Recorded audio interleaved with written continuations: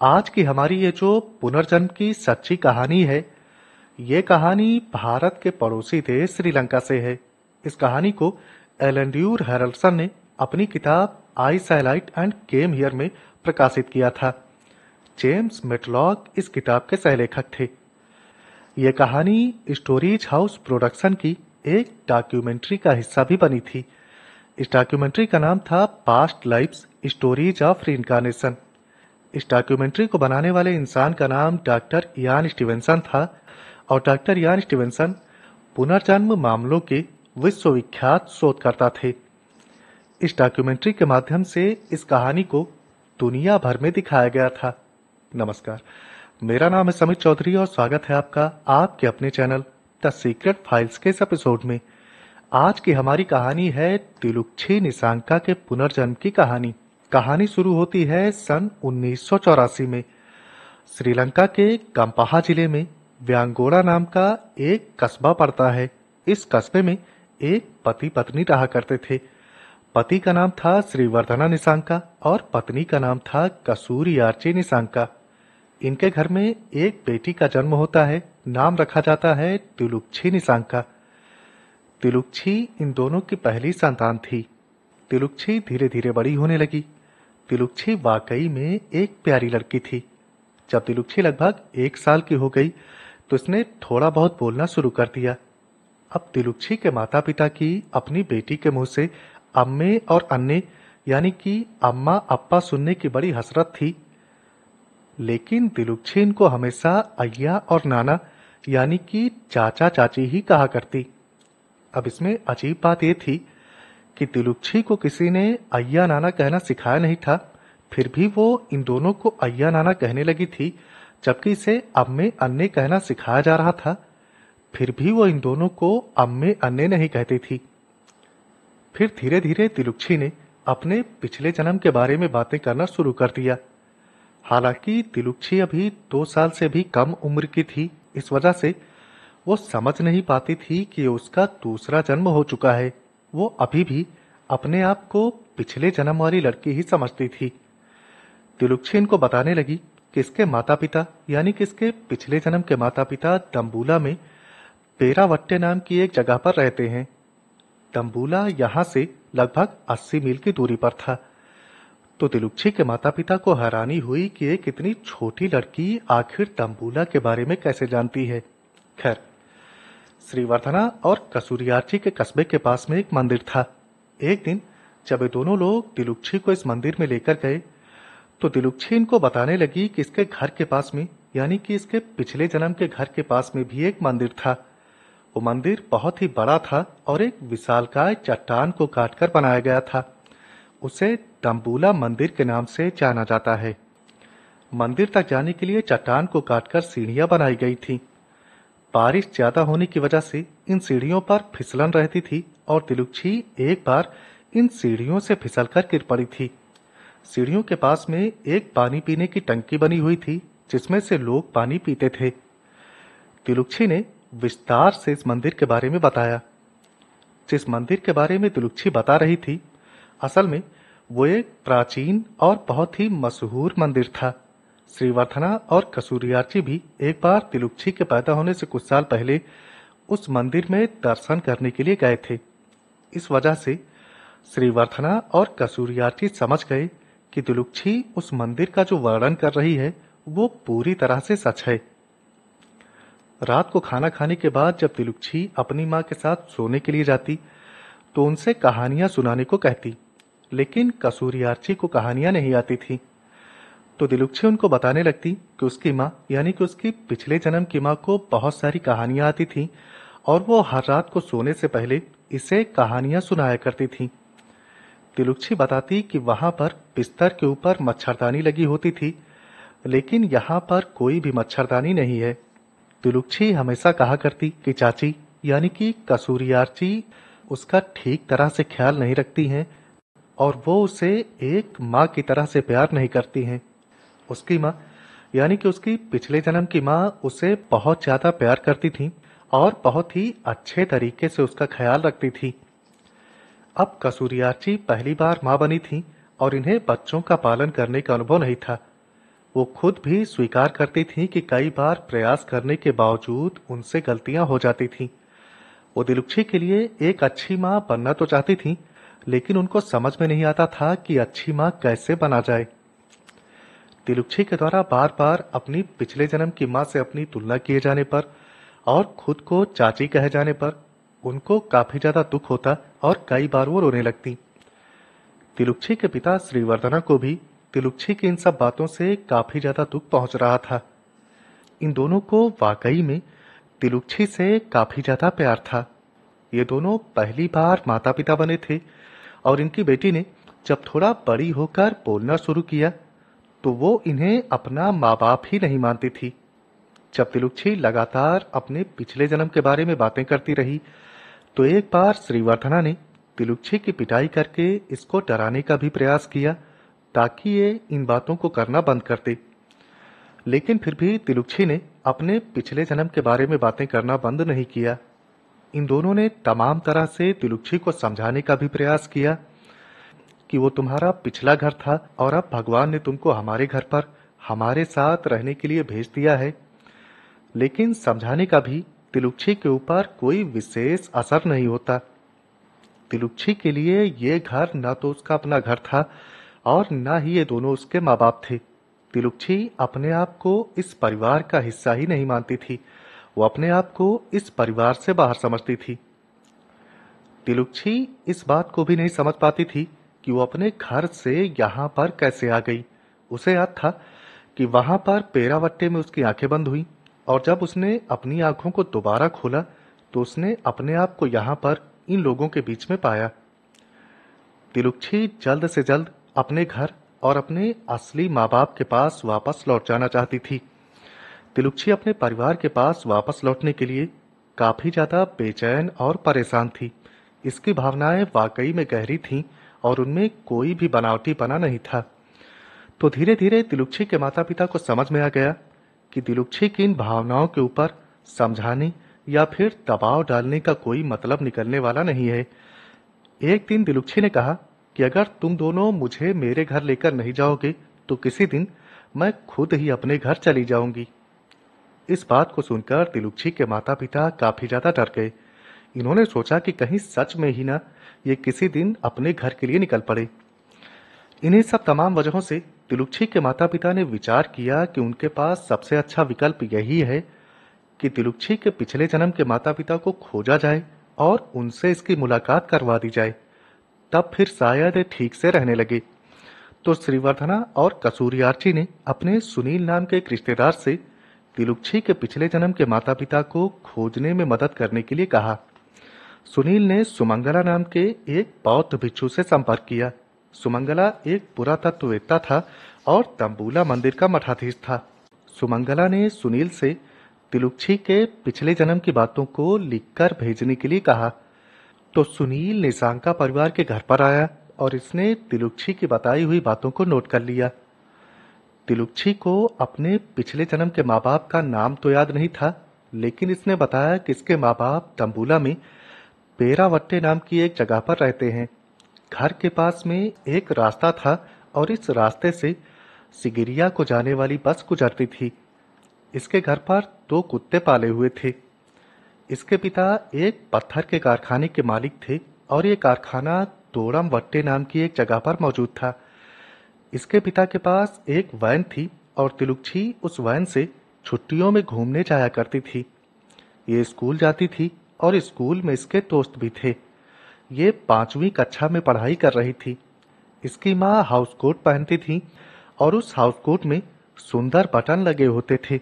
इसकी माँ बहुत ही ज्यादा अच्छी थी और उसे बहुत ज्यादा प्यार करती थी। उनका रंग पूरे परिवार में सबसे साफ था। इसका एक छोटा भाई था और उसका रंग गहरा था। ये अपने छोटे भाई के साथ अपना ज्यादातर समय बिताया करती थी और उसकी देखभाल किया करती थी। दिलुक्षी ने ज्यादातर बार अपनी माँ और अपने छोटे भाई का जिक्र ही किया था। इसके 2 भाई और थे और उनके नाम महेश और तुषार थे। दिलुक्षी ने बताया कि वो दोनों इसके वापस लौटने का इंतजार कर रहे हैं। इसके गांव के पास में एक समतल चट्टान थी जिस पर ये अपने छोटे भाई के साथ खेला करती थी। ये दोनों वहां पर कपड़ों की दुकान का खेल खेला करते थे। कपड़ों की दुकान में एक छोटी गुड़िया रहती थी जो दुकान के कामों में मदद किया करती थी। उस समतल चट्टान पर से इसके घर की छत दिखाई पड़ती थी। तिलुक्षी उस समतल चट्टान को छोटी तंबूला चट्टान कहती थी। इसने बताया कि एक बार ये कोलंबो घूमने के लिए भी गई थी। इसके घर के पास एक दुकान थी जिससे सामान खरीदा करती थी। ये दुकान ही कोल्ला नाम के एक लड़के की थी। इसके गांव के पास में एक नहर बहती थी जिसकी तली में जगह जगह पर गोल आकार में काले रंग की काई उगी हुई थी। ऊपर से देखने पर ये काई काले धब्बों की तरह से दिखाई पड़ती थी। गांव के पास में इस नहर के किनारे एक जगह पर दो चट्टानें मौजूद थीं। इन दो चट्टानों वाली जगह पर गांव के बच्चे नहाने के लिए और कपड़े धोने के लिए आया करते थे। इस चट्टानों वाली जगह के पास में नहर को पैदल पार करने के लिए एक पतली पुलिया बनी हुई थी। इस नहर के पास में ही तिलुक्षी के पिता के खेत थे जिनमें धान की फसल लगी हुई थी। एक दिन तिलुक्षी अपने छोटे भाई के साथ इसी दो चट्टानों वाली जगह पर नहाने के लिए आई हुई थी। यह चट्टानों के ऊपर खड़ी थी, तभी किसी ने इसको पीछे से धक्का दे दिया। यह नहर में गिर गई और गिरने के बाद इसकी आंखें बंद हो गईं। जब इसने अपनी आंखें दोबारा खोली तो इसने अपने आप को यहाँ पर इन लोगों के बीच में पाया। सुनील ने इन सारी बातों को नोट किया और चिट्ठी में लिखकर सुमंगला के पास भेज दिया। चिट्ठी मिलने के बाद सुमंगला तिलुक्षी के बताए हुए परिवार को ढूंढने के लिए निकल पड़ा। अपने हाथ में इस चिट्ठी को पकड़े हुए सुमंगला तंबूला के आसपास ऐसे किसी परिवार के बारे में पूछताछ करने लगा। कई दिनों तक सुमंगला ने प्रयास किया लेकिन सफल नहीं हो सका। बताए गए वर्णन के अनुसार कोई भी परिवार सुमंगला को नहीं मिला, लेकिन फिर भी सुमंगला ने हार नहीं मानी। फिर इसके बाद सुमंगला ने अभेयपाला नाम के एक पत्रकार से संपर्क किया। सुमंगला ने अभेयपाला से अपनी मदद करने के लिए कहा। अभेयपाला तिलुक्षी के घर पर आया और उसने तिलुक्षी का इंटरव्यू लिया। फिर अभेयपाला ने वापस जाकर इस इंटरव्यू को वीकेंड न्यूज़पेपर में छाप दिया। 10 सितंबर 1989 को ये इंटरव्यू प्रकाशित हुआ। श्रीवर्धना और कसूरियार्ची दोनों भगवान से प्रार्थना कर रहे थे कि तिलुक्षी के पिछले जन्म का परिवार मिल जाए, क्योंकि इनको डर था कि अगर तिलुक्षी के पिछले जन्म का परिवार नहीं मिला तो इसकी परेशानी खत्म नहीं होगी। धर्मदास रणतुंगा नाम का एक इंसान अपने मकान से बाहर निकला। अखबार पहुंचाने वाला इंसान जब इसके मकान के नजदीक पहुंचता था तो वो अपनी साइकिल की घंटी बजाता था। इसी घंटी की आवाज को सुनकर धर्मदास अखबार लेने के लिए अपने मकान से बाहर निकला हुआ था। अखबार के अंदर एक पन्ने पर बड़े बड़े अक्षरों में तिलुक्षी के इंटरव्यू की हेडलाइन छपी हुई थी। धर्मदास ऐसे ही इस इंटरव्यू को पढ़ने लगा। इंटरव्यू को पढ़ते हुए जब ये आगे बढ़ा तो इसकी आंखें फैलती चली गईं और कुछ ही देर के बाद उन आंखों से आंसुओं की धार बहने लगी। ये भाग कर गया और इसने अपनी पत्नी को पूरी बात बताई। इन दोनों को पूरा विश्वास हो गया कि तिलुक्षी इनकी वही बेटी है जिस बेटी को इन्होंने कुछ सालों पहले खो दिया था। वो दर्दनाक मंजर एक बार फिर से इनकी आंखों के सामने तैर गया। इनकी बेटी का नाम सिरोमी इनोका था। अब जाहिर सी बात है कि सिरोमी भी एक प्यारी लड़की थी। सिरोमी अपने माँ बाप की हर बात मानती थी और इन दोनों से बताए बिना कोई भी काम नहीं करती थी। सिरोमी को अगर कहीं जाना होता तो वो अपने घर में पता कर ही जाया करती। एक दिन सिरोमी गांव के कुछ बच्चों और अपने छोटे भाई के साथ नहाने के लिए नहर के किनारे उसी दो चट्टानों वाली जगह पर आई हुई थी। ये सभी बच्चे खेलते हुए नहाने में व्यस्त थे। इनमें एक लड़की थी जिसका नाम विमला अमराकोने था। नहाते हुए विमला को किसी चीज के अलग होने का एहसास हुआ। जब विमला ने गौर किया तो इसने पाया कि सिरोमी यहाँ पर नहीं थी। सिरोमी गायब हो चुकी थी। खैर, विमला ने सोचा कि सिरोमी वापस अपने घर चली गई होगी। जब ये बच्चे नहाने के बाद गांव वापस लौटे तो इनको पता चला कि सिरोमी लौटकर अपने घर पर नहीं आई थी। सिरोमी को ढूंढा जाने लगा। गांव में जिसने भी इस बारे में सुना वो सिरोमी को ढूंढने में लग गया। लेकिन सिरोमी का तमाम ढूंढने के बाद भी कोई पता नहीं चला। सिरोमी को तैरना आता था, इस वजह से किसी का ध्यान नहर की तरफ नहीं गया। जब सिरोमी किसी और जगह पर नहीं मिली तो कुछ लोग सिरोमी को ढूंढने के लिए नहर में उतरे। नहर की तली में लेटी हुई सिरोमी की लाश इनको मिल गई। नहर की तली में चट्टानें थी जिनसे टकराने की वजह से सिरोमी की मौत हो गई थी। उसके सर पर एक घाव का निशान था जिससे इस अनुमान को लगाया गया था। नहर की तली में जमी घास से उलझी होने के कारण सिरोमी की लाश ऊपर नहीं आई थी। सिरोमी की मां ने जैसे ही इस खबर को सुना, वो धड़ाम से जमीन पर गिर पड़ी और बेहोश हो गई। सिरोमी के माता पिता ने एक लंबा वक्त सिरोमी की याद में रोते हुए बिताया था। सिरोमी की मौत सन 1983 में हुई थी और इस घटना को अब तक 5 साल बीत चुके थे। रणतुंगा फौरन पोस्ट ऑफिस की तरफ भागा। पोस्ट ऑफिस में पहुंचकर उसने अखबार में लिखे हुए पते पर भेजने के लिए चिट्ठी लिखना शुरू कर दिया। एक चिट्ठी रणतुंगा ने सुमंगला के पते पर भेजने के लिए भी लिखी। टाकिया नियमित तौर पर श्रीवर्धना के मकान पर चिट्ठियां पहुंचाने आया करता था। आज जो चिट्ठियां टाकिया लेकर आया था, उनमें एक खास चिट्ठी थी जो तंबूला से आई थी। तंबूला से आई हुई चिट्ठी को देखकर श्रीवर्धना के आश्चर्य का ठिकाना न रहा। इसने चिट्ठी को खोलकर पढ़ना शुरू किया। चिट्ठी के शब्द पुनर्जन्म रूपी एक चमत्कार की सत्यता बयान कर रहे थे। श्रीवर्धना ने चिल्लाकर अपनी पत्नी को बताया कि दिलुक्षी के पिछले जन्म का परिवार मिल गया है। फिर इन दोनों ने इस बारे में अपने परिवार के बाकी लोगों को जानकारी दी और फिर ये लोग यहाँ से 80 मील दूर सिरोमी के घर जाने की तैयारी करने लगे। दिलुक्षी को भी इस बारे में बता दिया गया कि ये लोग उसके पिछले घर लेकर जाने वाले हैं और इस बात को सुनने के बाद तो जैसे दिलुक्षी हवा में उड़ने लगी। वो दौड़ दौड़ कर आसपास के सारे मकानों में गई और उसने चिल्ला चिल्ला कर इस बारे में सबको बता दिया।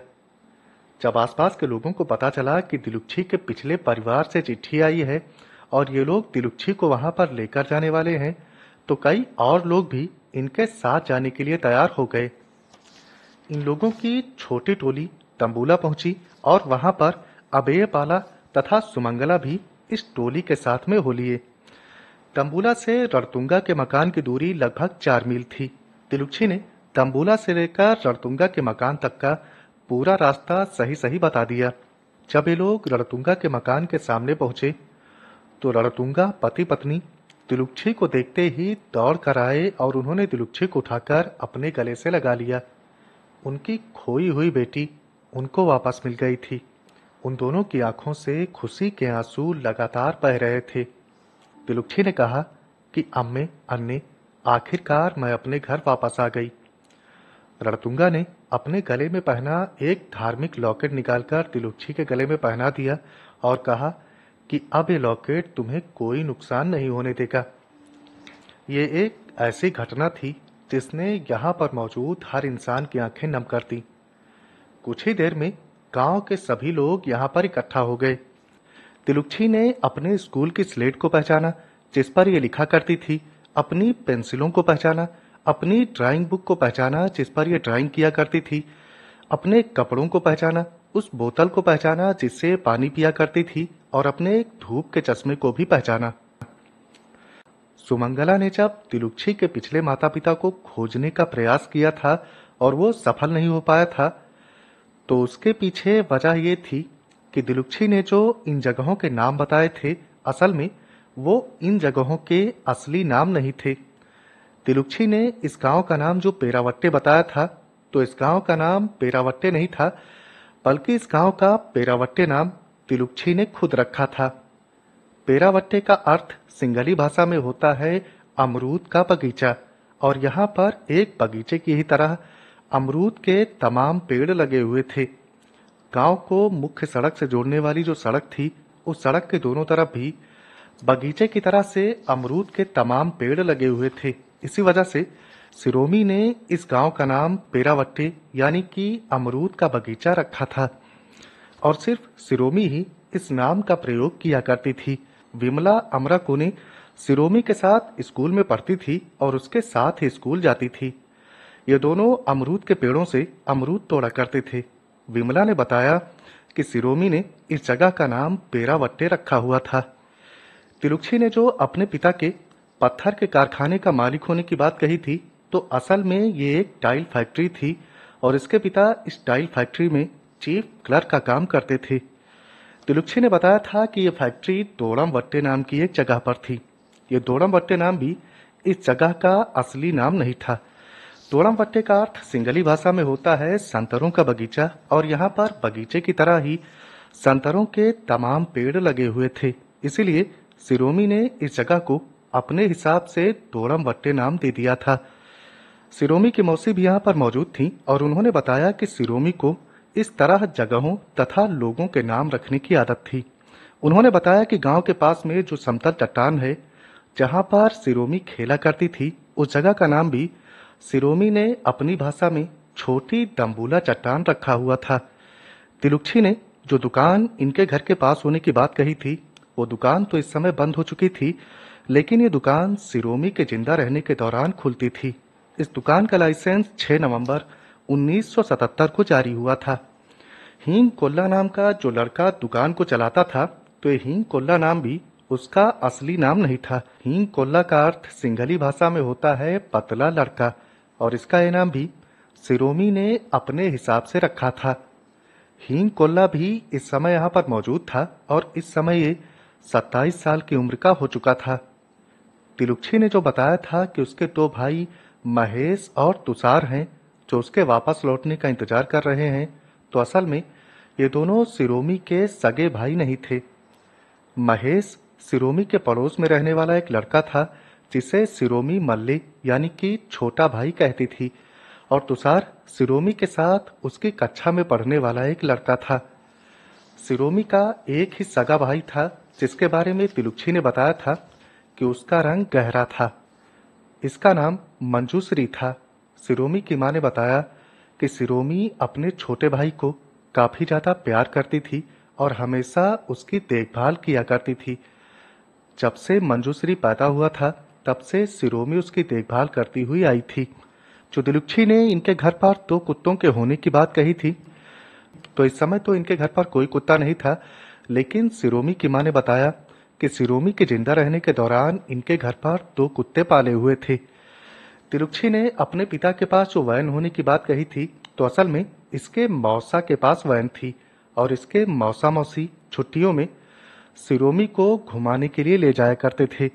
यहाँ की औरतों का हाउस कोट पहनना एक आम बात नहीं थी और यहाँ की बहुत ही कम औरतें हाउस कोट पहना करती थीं, लेकिन सिरोमी के माँ की हाउस कोट पहनने वाली बात पूरी तरह से सही थी। बाकी जो बातें भी तिलुक्षी ने बताई थी, वो सारी की सारी सच थीं। ये दोनों परिवार पहली मुलाकात में एक दूसरे से अनजान थे। इस वजह से इन दोनों परिवारों को एक दूसरे के साथ सामान्य होने में थोड़ा वक्त तो लगा, लेकिन जल्द ही ये दोनों परिवार एक दूसरे को काफी ज्यादा पसंद करने लगे। यहाँ से वापस लौटने के बाद भी तिलुक्षी समय समय पर अपने पिछले जन्म के माता पिता से मिलने के लिए आती रही। ये दोनों परिवार कुछ ही समय में एक दूसरे को एक ही परिवार मानने लगे। तिलुक्षी जब भी अपने पिछले जन्म के घर से वापस लौटती, तो उसके पिछले जन्म के माँ बाप रोने लगते। एक तरफ जहाँ इनको सिरोमी के वापस मिल जाने की गहरी खुशी थी, वहीं दूसरी तरफ इनको इस बात का गम भी था कि तिलुक्षी, जो कि इनकी भी बेटी थी, वो और अधिक समय तक इनके साथ नहीं रुक सकती थी। तिलुक्षी भी इन मुलाकातों के दौरान अपने आंसुओं को रोक नहीं पाती, लेकिन तिलुक्षी को भी इस बात की खुशी थी कि उसे इतना प्यार करने वाले 2 माँ बाप मिले थे। सन 1989 में पहली बार तिलुक्षी की मुलाकात अपने परिवार से होने के बाद से लेकर अब तक ये दोनों परिवार एक ही परिवार की तरह से व्यवहार करते आए हैं। तब से लेकर अब तक इन दोनों परिवारों के बीच पर्व त्योहारों और बाकी अन्य मौकों पर भी आना जाना होता आया है। जब तिलुक्षी की शादी हुई, तो दोनों परिवारों ने मिलकर तिलुक्षी की शादी की और साझे तौर पर सारी रस्में निभाईं।